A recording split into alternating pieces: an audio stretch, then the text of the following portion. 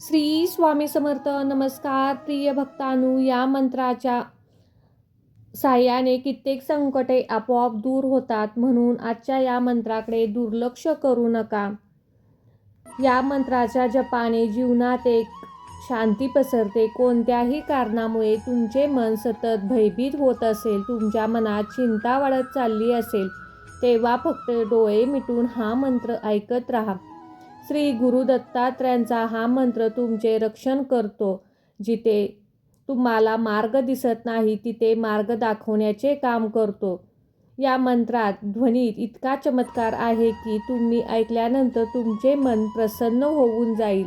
हा मंत्र ऐकल्यानंतर तुम्हाला असे भासेल की तुम्ही शेवट थेट दत्तगुरूंच्या आशीर्वादासाठी तयार झाला आहात. हा मंत्र दत्तगुरूंची कृपा, आशीर्वादाचा प्रसाद आहे.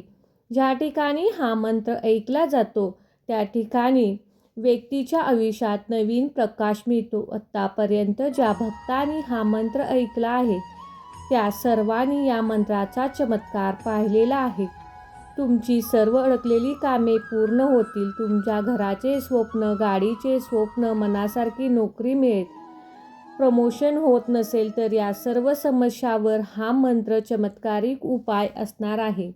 तुम्हाला यासाठी कोणतीही पूजा करायची नाही, फक्त मंत्र ऐकून सोडून द्यायचा आहे. तुमच्या मोबाईलवरती कमीत कमी 20 ते 25 मिनिटे हा मंत्र ऐकत राहा आणि होणारा चमत्कार तुम्ही स्वतः कमेंट बॉक्समध्ये लिहून पाठवा. मंत्र जपातून चमत्कार प्राप्त करण्यासाठी आजच तुम्हाला हा मंत्र ऐकावा लागेल. आजचा हा क्षण दवडू नका. आवर्जून हा मंत्र ऐका, तसेच चॅनेलला सबस्क्राईब करा. चला तर मग भक्तांनो, या मंत्राला सुरुवात करूया. ओम श्री देवादिदेवाय श्री दत्तात्रयाय नमः. ओम श्री देवादिदेवाय श्री दत्तात्रयाय नमः. ओम श्री देवादिदेवाय श्री दत्तात्रयाय नमः. ओम श्री देवादिदेवाय श्री दत्तात्रयाय नमः. ओम श्री देवादिदेवाय श्री दत्तात्रयाय नमः. ओम श्री देवादिदेवाय श्री दत्तात्रयाय नमः. ओम श्री देवादिदेवाय श्री दत्तात्रयाय नमः. ओम श्री देवादिदेवाय श्री दत्तात्रयाय नमः. ओम श्री देवादिदेवाय श्री दत्तात्रयाय नमः. ओम श्री देवादिदेवाय श्री दत्तात्रयाय नमः. ओम श्री देवादिदेवाय श्री दत्तात्रयाय नमः. ओम श्री देवादिदेवाय श्री दत्तात्रयाय नमः. ओम श्री देवादिदेवाय श्री दत्तात्रयाय नमः. ओम श्री देवादिदेवाय श्री दत्तात्रयाय नमः. ओम श्री देवादिदेवाय श्री दत्तात्रयाय नमः. ओम श्री देवादिदेवाय श्री दत्तात्रयाय नमः. ओम श्री देवादिदेवाय श्री दत्तात्रयाय नमः. ओम श्री देवादिदेवाय श्री दत्तात्रयाय नमः. ओम श्री देवादिदेवाय श्री दत्तात्रयाय नमः. ओम श्री देवादिदेवाय श्री दत्तात्रयाय नमः. ओम श्री देवादिदेवाय श्री दत्तात्रयाय नमः. ओम श्री देवादिदेवाय श्री दत्तात्रयाय नमः. ओम श्री देवादिदेवाय श्री दत्तात्रयाय नमः. ओम श्री देवादिदेवाय श्री दत्तात्रयाय नमः. ओम श्री देवादिदेवाय श्री दत्तात्रयाय नमः. ओम श्री देवादिदेवाय श्री दत्तात्रयाय नमः. ओम श्री देवादिदेवाय श्री दत्तात्रयाय नमः. ओम श्री देवादिदेवाय श्री दत्तात्रयाय नमः. ओम श्री देवादिदेवाय श्री दत्तात्रयाय नमः. ओम श्री देवादिदेवाय श्री दत्तात्रयाय नमः.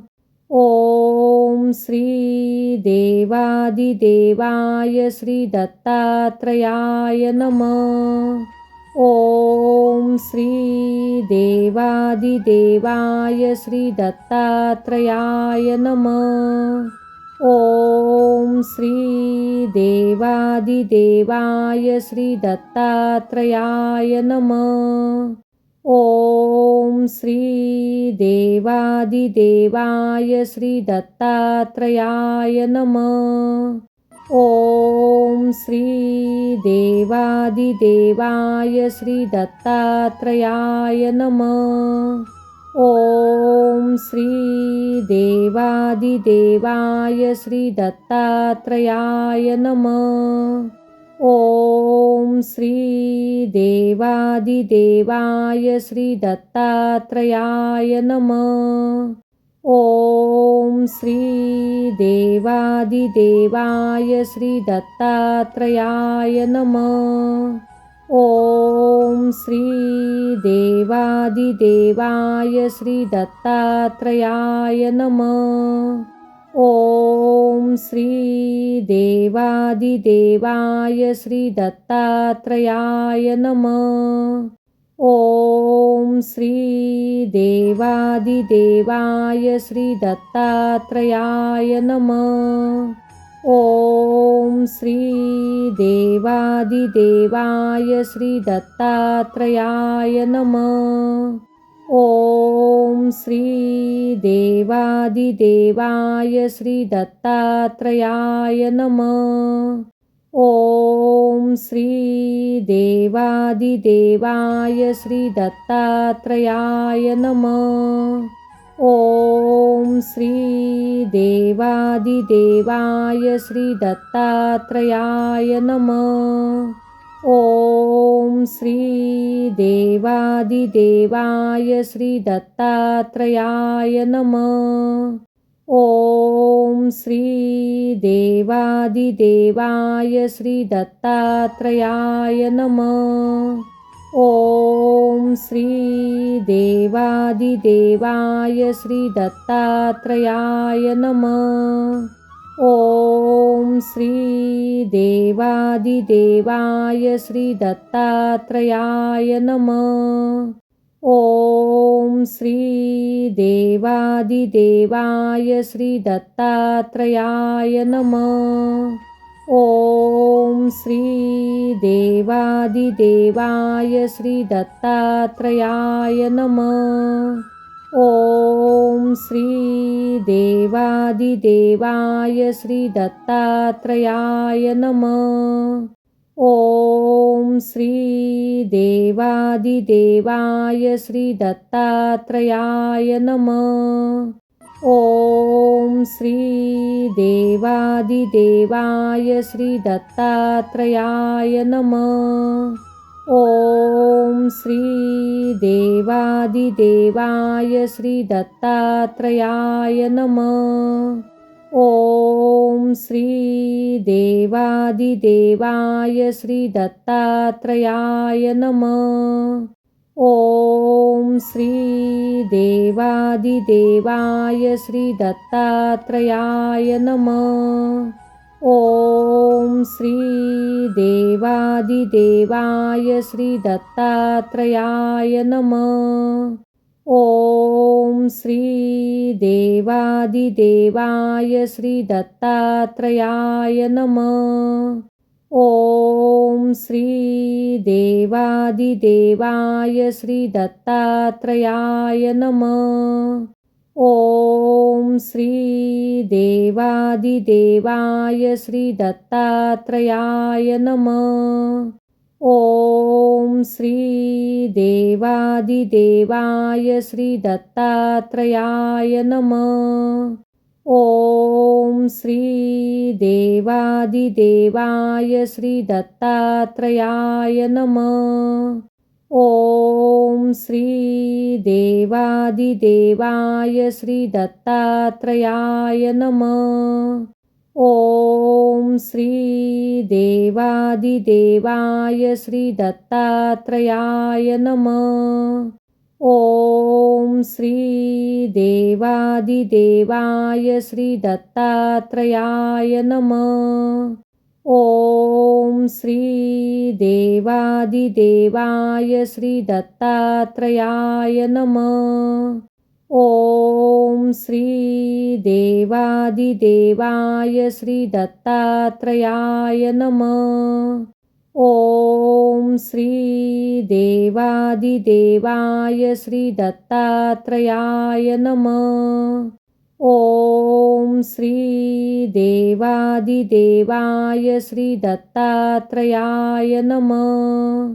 ओम श्री देवादिदेवाय श्री दत्तात्रयाय नमः. ओम श्री देवादिदेवाय श्री दत्तात्रयाय नमः. ओम श्री देवादिदेवाय श्री दत्तात्रयाय नमः.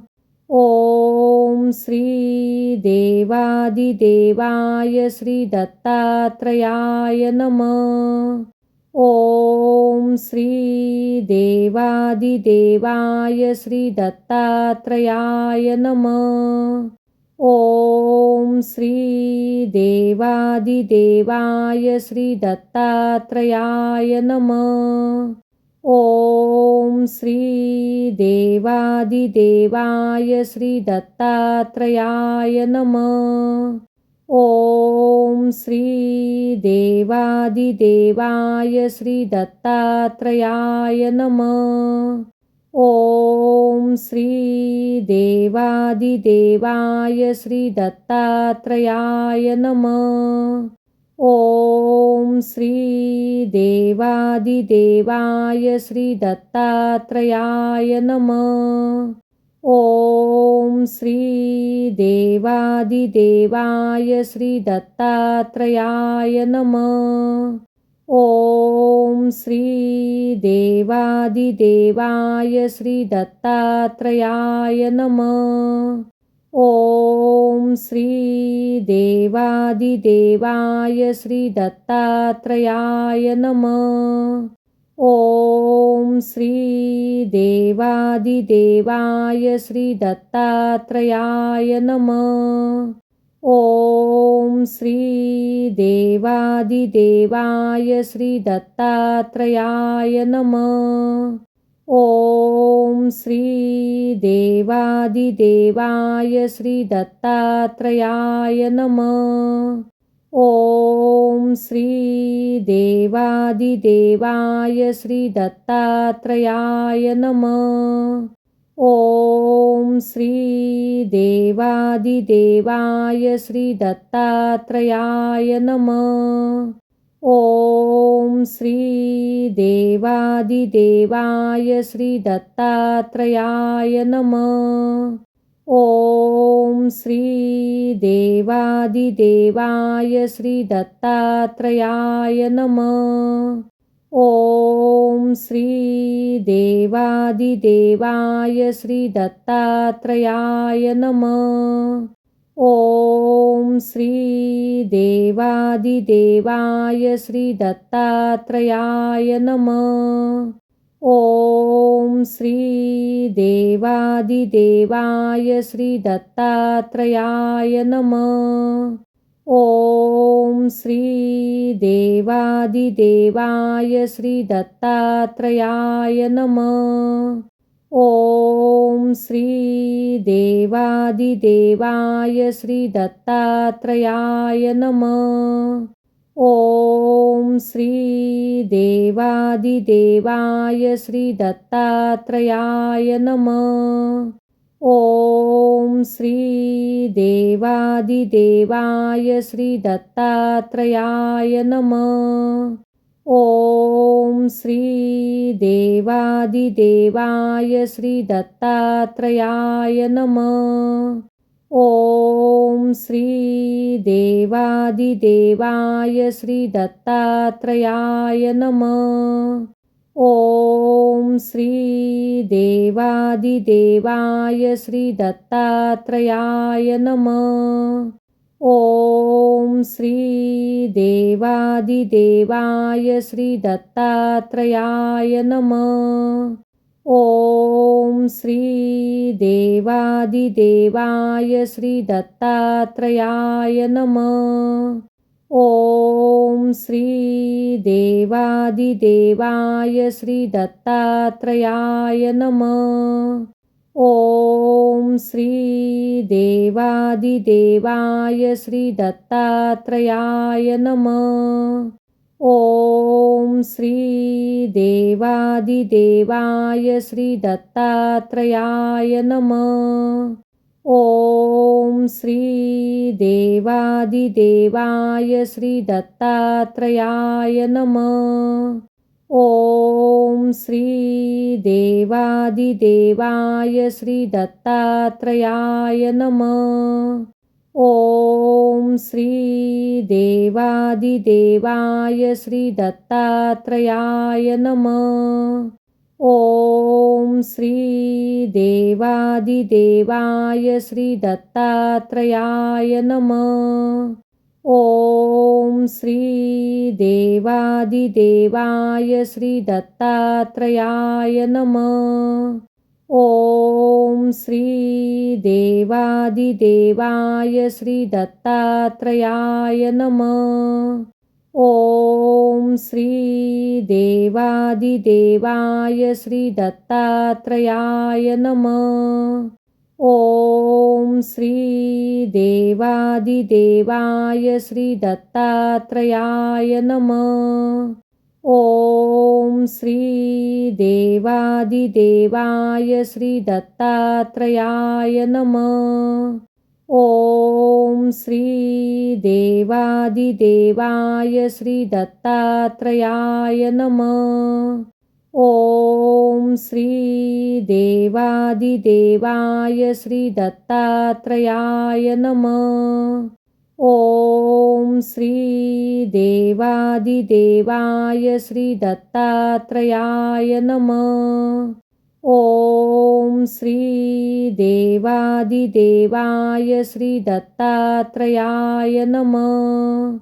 ओम श्री देवादिदेवाय श्री दत्तात्रयाय नमः. ओम श्री देवादिदेवाय श्री दत्तात्रयाय नमः. ओम श्री देवादिदेवाय श्री दत्तात्रयाय नमः. ओम श्री देवादिदेवाय श्री दत्तात्रयाय नमः. ओम श्री देवादिदेवाय श्री दत्तात्रयाय नमः. ओम श्री देवादिदेवाय श्री दत्तात्रयाय नमः. ओम श्री देवादिदेवाय श्री दत्तात्रयाय नमः. ओम श्री देवादिदेवाय श्री दत्तात्रयाय नमः. ओम श्री देवादिदेवाय श्री दत्तात्रयाय नमः. ओम श्री देवादिदेवाय श्री दत्तात्रयाय नमः. ओम श्री देवादिदेवाय श्री दत्तात्रयाय नमः. ओम श्री देवादिदेवाय श्री दत्तात्रयाय नमः. ओम श्री देवादिदेवाय श्री दत्तात्रयाय नमः. ओम श्री देवादिदेवाय श्री दत्तात्रयाय नमः. ओम श्री देवादिदेवाय श्री दत्तात्रयाय नमः. ओम श्री देवादिदेवाय श्री दत्तात्रयाय नमः. ओम श्री देवादिदेवाय श्री दत्तात्रयाय नमः. ओम श्री देवादिदेवाय श्री दत्तात्रयाय नमः. ओम श्री देवादिदेवाय श्री दत्तात्रयाय नमः. ओम श्री देवादिदेवाय श्री दत्तात्रयाय नमः. ओम श्री देवादिदेवाय श्री दत्तात्रयाय नमः. ओम श्री देवादिदेवाय श्री दत्तात्रयाय नमः. ओम श्री देवादिदेवाय श्री दत्तात्रयाय नमः. ओम श्री देवादिदेवाय श्री दत्तात्रयाय नमः. ओम श्री देवादिदेवाय श्री दत्तात्रयाय नमः. ओम श्री देवादिदेवाय श्री दत्तात्रयाय नमः. ओम श्री देवादिदेवाय श्री दत्तात्रयाय नमः. ओम श्री देवादिदेवाय श्री दत्तात्रयाय नमः. ओम श्री देवादिदेवाय श्री दत्तात्रयाय नमः. ओम श्री देवादिदेवाय श्री दत्तात्रयाय नमः. ओम श्री देवादिदेवाय श्री दत्तात्रयाय नमः. ओम श्री देवादिदेवाय श्री दत्तात्रयाय नमः. ओम श्री देवादिदेवाय श्री दत्तात्रयाय नमः. ओम श्री देवादिदेवाय श्री दत्तात्रयाय नमः. ओम श्री देवादिदेवाय श्री दत्तात्रयाय नमः. ओम श्री देवादिदेवाय श्री दत्तात्रयाय नमः. ओम श्री देवादिदेवाय श्री दत्तात्रयाय नमः. ओम श्री देवादिदेवाय श्री दत्तात्रयाय नमः. ओम श्री देवादिदेवाय श्री दत्तात्रयाय नमः. ओम श्री देवादिदेवाय श्री दत्तात्रयाय नमः. ओम श्री देवादिदेवाय श्री दत्तात्रयाय नमः. ओम श्री देवादिदेवाय श्री दत्तात्रयाय नमः. ओम श्री देवादिदेवाय श्री दत्तात्रयाय नमः. ओम श्री देवादिदेवाय श्री दत्तात्रयाय नमः. ओम श्री देवादिदेवाय श्री दत्तात्रयाय नमः. ओम श्री देवादिदेवाय श्री दत्तात्रयाय नमः. ओम श्री देवादिदेवाय श्री दत्तात्रयाय नमः. ओम श्री देवादिदेवाय श्री दत्तात्रयाय नमः. ओम श्री देवादिदेवाय श्री दत्तात्रयाय नमः. ओम श्री देवादिदेवाय श्री दत्तात्रयाय नमः. ओम श्री देवादिदेवाय श्री दत्तात्रयाय नमः. ओम श्री देवादिदेवाय श्री दत्तात्रयाय नमः. ओम श्री देवादिदेवाय श्री दत्तात्रयाय नमः. ओम श्री देवादिदेवाय श्री दत्तात्रयाय नमः. ओम श्री देवादिदेवाय श्री दत्तात्रयाय नमः. ओम श्री देवादिदेवाय श्री दत्तात्रयाय नमः. ओम श्री देवादिदेवाय श्री दत्तात्रयाय नमः. ओम श्री देवादिदेवाय श्री दत्तात्रयाय नमः. ओम श्री देवादिदेवाय श्री दत्तात्रयाय नमः. ओम श्री देवादिदेवाय श्री दत्तात्रयाय नमः. ओम श्री देवादिदेवाय श्री दत्तात्रयाय नमः. ओम श्री देवादिदेवाय श्री दत्तात्रयाय नमः. ओम श्री देवादिदेवाय श्री दत्तात्रयाय नमः. ओम श्री देवादिदेवाय श्री दत्तात्रयाय नमः.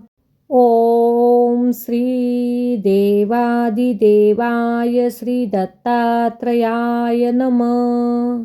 ओम श्री देवादिदेवाय श्री दत्तात्रयाय नमः. ओम श्री देवादिदेवाय श्री दत्तात्रयाय नमः. ओम श्री देवादिदेवाय श्री दत्तात्रयाय नमः. ओम श्री देवादिदेवाय श्री दत्तात्रयाय नमः. ओम श्री देवादिदेवाय श्री दत्तात्रयाय नमः. ओम श्री देवादिदेवाय श्री दत्तात्रयाय नमः. ओम श्री देवादिदेवाय श्री दत्तात्रयाय नमः. ओम श्री देवादिदेवाय श्री दत्तात्रयाय नमः. ओम श्री देवादिदेवाय श्री दत्तात्रयाय नमः. ओम श्री देवादिदेवाय श्री दत्तात्रयाय नमः. ओम श्री देवादिदेवाय श्री दत्तात्रयाय नमः. ओम श्री देवादिदेवाय श्री दत्तात्रयाय नमः. ओम श्री देवादिदेवाय श्री दत्तात्रयाय नमः. ओम श्री देवादिदेवाय श्री दत्तात्रयाय नमः. ओम श्री देवादिदेवाय श्री दत्तात्रयाय नमः.